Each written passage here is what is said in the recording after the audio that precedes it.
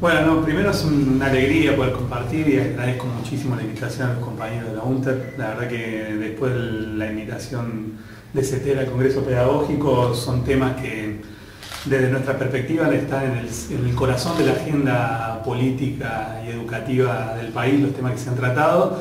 Y bueno, la posibilidad de replicar la discusión y en el contexto que casualmente de este día, digamos, ¿no?, tan emblemático de la democracia argentina, de esta última etapa de la democracia argentina, nos parece muy interesante y la verdad que estoy honrado de poder compartir con los compañeros docentes de Río Negro las reflexiones en torno al momento pedagógico y al momento político-social.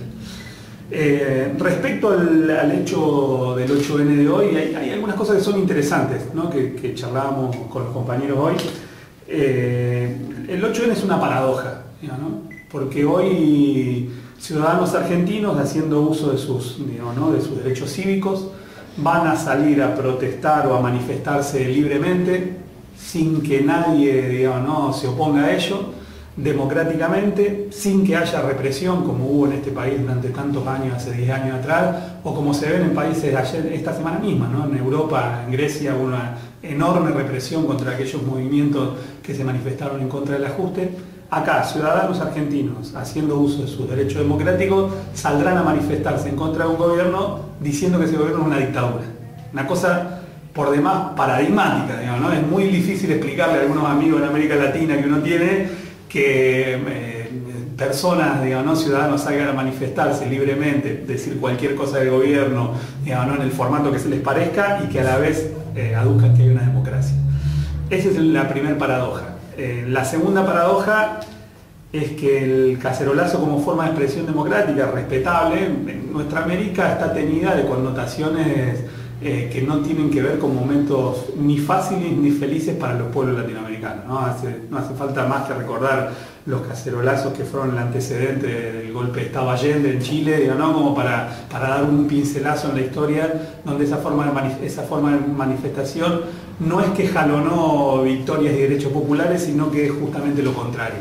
Pero bueno, es el derecho democrático que tienen, ¿no?, los ciudadanos argentinos hoy en la democracia de hoy en nuestro país de manifestarse, pero hay una causa profunda que está ocultada por los medios de comunicación desde nuestra perspectiva, que tiene que ver que el 8N existe porque no existe la oposición política en este país, ¿no?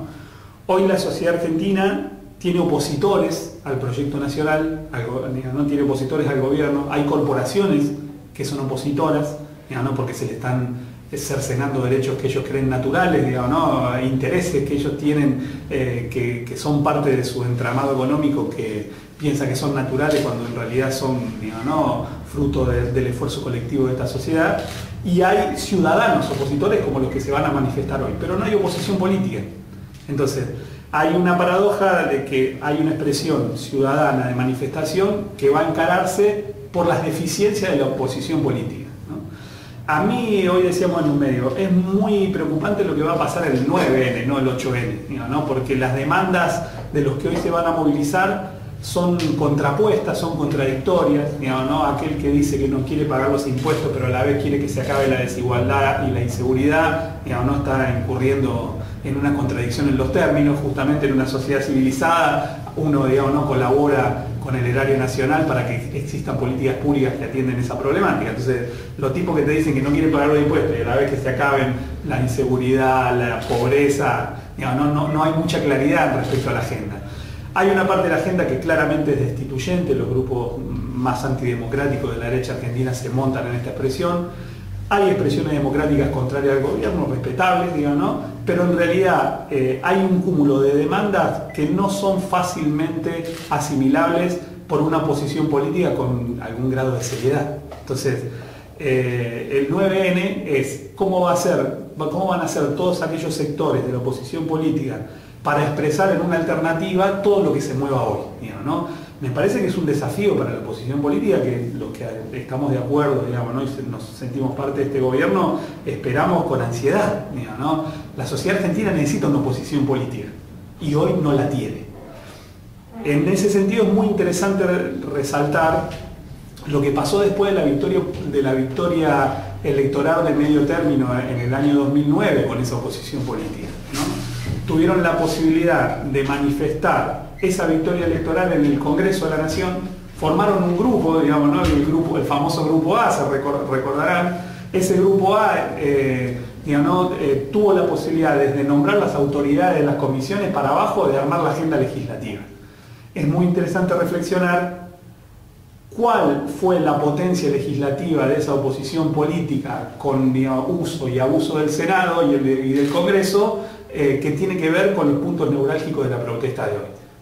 No hay ninguna relación porque esa agenda legislativa fue completamente estéril. Todos estos grupos que apoyan hoy la medida del 8N, cuando les tocó la posibilidad de legislar en torno a la problemática que se manifiesta hoy, no hicieron absolutamente nada. Entonces, me parece que ahí radica una de las paradojas de este momento de la democracia argentina. Tenemos un gobierno que fue elegido por el 54%, ¿no?, de la sociedad argentina para hacer lo que dijo que iba a hacer. No como en otras épocas, como recordábamos hoy, como en los 90, ¿no?, donde se votó revolución productiva y salarial y el gobierno hizo todo lo contrario. ¿No? Este gobierno dijo lo que iba a hacer, la gente lo votó para eso y está haciendo esto. ¿No? Esa es una de las partes. Quien quiera encubrir debajo de la formulación del diálogo que el proyecto de gobierno no baje sus banderas políticas, está incurriendo o en un error o en una falsedad. ¿No? La sociedad argentina en su gran mayoría votó al gobierno para que haga lo que está haciendo. Entonces, si el diálogo es que el gobierno cambie la agenda, no estamos hablando de una concesión antidemocrática. ¿No? Entonces, lo que cabe esperar a partir de esta manifestación que se va a dar hoy en todo el país es que la oposición ponga las barbas en remojo y ver si está a la altura de dar la talla histórica, de encontrar un cauce político para expresiones de descontento de una parte de esta sociedad que no comulga con el proyecto de país que se está implementando. Una ley sanciona la posibilidad de enunciación de una nueva correlación de fuerzas, ¿no? La ley como producto social es fruto del intercambio de intereses en la caja de resonancia del Parlamento en la Nación, ¿no? Eso habilita un escenario. Construir la democratización de la comunicación en la Argentina es una vieja demanda de los sectores progresistas, ¿no?, y nacionales del campo nacional y popular, pero que no se resuelve con una ley. La ley habilita un nuevo escenario para esa vieja disputa, ¿no? Entonces, el proceso del 7D va a ser un momento de la lucha por la democratización en la Argentina, de la democratización de la palabra, de la comunicación en nuestro país. Hay una directa vinculación entre una cosa y la otra, ¿no? La agenda hoy construida por los medios monopólicos de comunicación, en una parte es una agenda destituyente, porque en realidad están esperando que este gobierno no tenga la potencia política para imponer la agenda democratizadora de los medios de comunicación, ¿no? Entonces, o apuestan a la destitución o al debilitamiento fuerte de la iniciativa gubernamental. Entonces, una parte de la construcción de la agenda mediática, de la corporación de demandas tan variopintas y diversas en un solo movimiento, nos marca una cosa. La oposición política fue reemplazada por los medios de comunicación, ¿no? Los medios de comunicación ya no son portavoces de la libertad de expresión en la Argentina, sino son portavoces de la libertad de empresa de los grupos concentrados. Entonces, el problema en una democracia como la nuestra es cuando la libertad de empresa intenta estar por arriba de las leyes de la nación, ¿no? Eso es lo que pasa con el grupo de Clarín y lo que va a pasar el 7D. El 7D, ese grupo tendría que avenirse, ¿no?, a que las leyes de la democracia están por arriba de sus intereses, como cualquier otro sector, ¿no?, social, político, económico. Las leyes de la democracia están por arriba de los intereses corporativos. Entonces eso es lo que va a pasar. Pero es un jalón más de una lucha que va a ser larga, porque la ley de medios habilita un escenario óptimo para luchar por la democratización de la palabra en nuestro país, pero dependerá de acumulaciones de fuerza, de lo que podamos construir desde los sectores sociales, los sindicatos, la propia enunciación, del proyecto comunicativo del gobierno, para encontrar una agenda, y la implantación de esa agenda en lo concreto para culminar ese proceso, que yo entiendo que va a ser un proceso largo. Mira, ahí hay dos cosas, ¿no? La primera es, hay una tensión siempre, ¿no?, los sociólogos dirán, entre lo instituyente y lo instituido, ¿no? Lo instituido es lo que se cristaliza en instituciones, ¿no?, aquella potencia social que se cristaliza en una institución. Una institución de por sí tiene un elemento conservador, digamos, ¿no? Que tiene que ver con conservar lo que se ha construido. Y abrirse, esa misma institución tiene que abrirse a una dinámica de la transformación.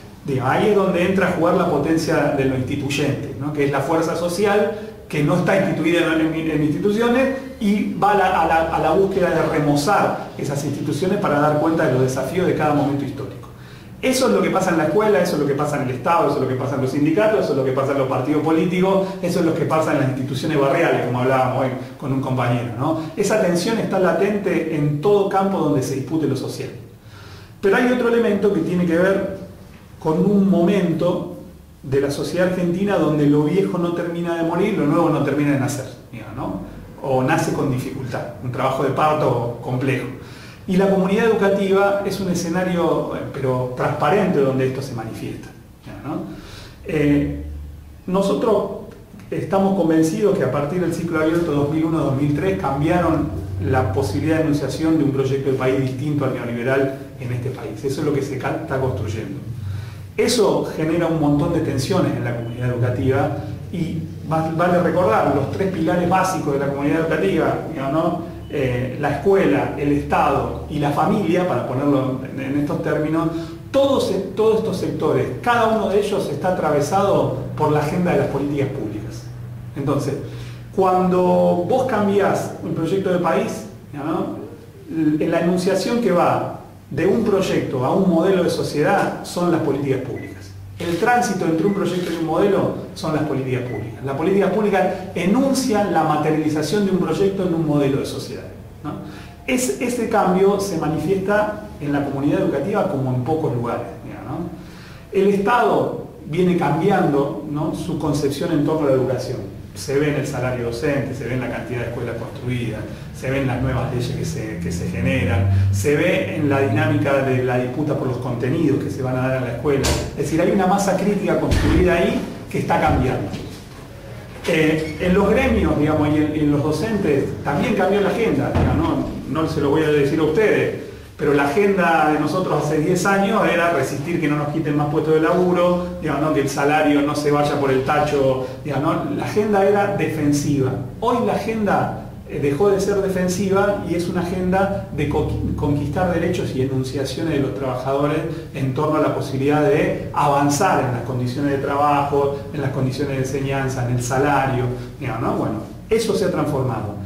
Y en la familia las políticas públicas también han impactado. La asignación universal, los millones de puestos de trabajo, ¿no?, las jubilaciones para los abuelos de la familia. Hay un cúmulo de políticas públicas que también han impactado. O sea, tenemos un escenario nuevo. Ese escenario nuevo, por supuesto que como siempre en las luchas populares, los pisos de inclusión habilitan nuevas demandas. No es que acá conseguimos laburo para todos y se acabó, digamos, la historia. No, acá empieza la historia. Viene la inclusión, vienen las condiciones de laburo nuevas, vienen nuevas políticas. Bueno, eso es un piso para ir hacia nuevas demandas de profundización democrática de los derechos de los trabajadores, de la familia y de la concreción de políticas públicas inclusivas para un proyecto de país. ¿No? Eso es lo que hoy está pasando, a mi juicio, digamos, ¿no?, en la comunidad educativa. Todo esto se juega en tensiones y correlaciones de fuerza que son heredadas, digamos, ¿no?